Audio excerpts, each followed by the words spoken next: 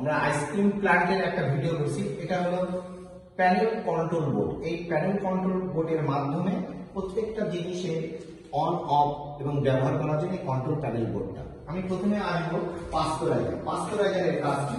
এটার মধ্যে আইসক্রিম তৈরি করতে দুধ, চিনি, স্টেবিলাইজার, ভেজিটেবল ফ্যাট, যাবতীয় যা কিছু লাগে সমস্ত কিছু এটা এক একটা সময় তাপমাত্রা যখন ওঠে 40 ডিগ্রি 50 ডিগ্রি এক একটা সময় এটার একটা প্রসিডিউর আছে। সেই প্রসিডিউর অনুযায়ী এটাকে দিতে হবে। যখন এটা 70 থেকে 80 ডিগ্রিতে হবে টেম্পারেচার উঠবে, যে টেম্পারেচার মিটার উঠবে, তখন আমাদের মনে হবে যে এই কাজটা আমাদের এটা রান্না বলা যায়, পাস্তুরাইজার মানে রান্না করা, এই রান্না করার এটা কমপ্লিট হয়েছে। তখন এটা হওয়ার পরে এইটাতে আমরা মিল্ক পাম্প ফিল্টার দিয়ে এটা নিয়ে যাবো আমরা হোমো জিঞ্জার। হোমোর কাজ হলো বলা যায় একরকম ব্লেন্ডার মেশিনের মতো, এটাকে সুন্দরভাবে ফেটে দেবে, এটাকে ব্যাকটেরিয়ার কাজ করবে। তখন হোমো থেকে আপনার এই আইসক্রিমের এই এটা আসবে হিট এক্সচেঞ্জারে। হোমোতে আসবে প্লাস 80 ডিগ্রি, এটাকে সাথে সাথে নিয়ে যাবে প্লাস 10 ডিগ্রি হিট এক্সচেঞ্জার। এটা একমাত্র হিট এক্সচেঞ্জারে করতে পারবে। হিট এক্সচেঞ্জারে এটা করতে পারবে। একটা আউট আছে, একটা ইন আছে। এটা যে হিট এক্সচেঞ্জারের কাজ অত্যন্ত গুরুত্বপূর্ণ, কারণ এটা ব্যাকটেরিয়া কিল করবে। এটা 80 ডিগ্রিতে যে তাপমাত্রায় যে আমার যে পাস্তুরাইজারে যে দুধ চিনিটা গরম হয়েছিল, সেটাকে সেকেন্ডের মধ্যে 10 থেকে প্লাস 10 বা 15-এর মধ্যে সেকেন্ডের মধ্যে এই তাপমাত্রায় নিয়ে আসবে।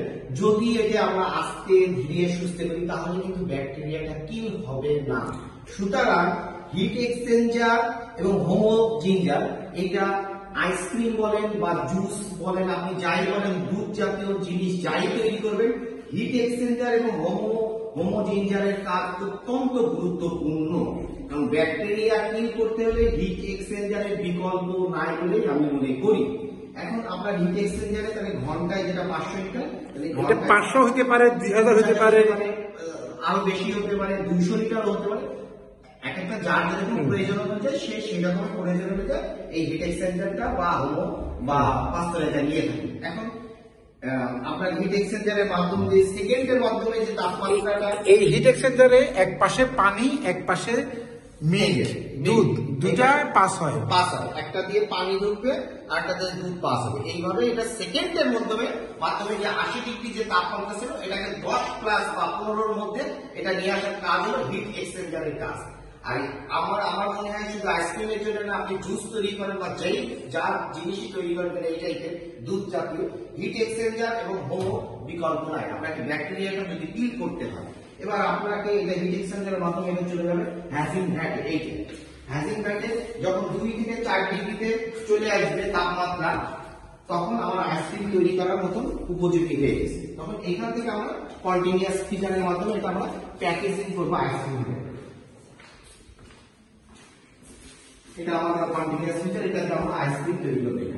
এটা 200 লিটার ঘন্টায় 200 লিটার আইসক্রিম তৈরি করে মেশিন থেকে। Thank you.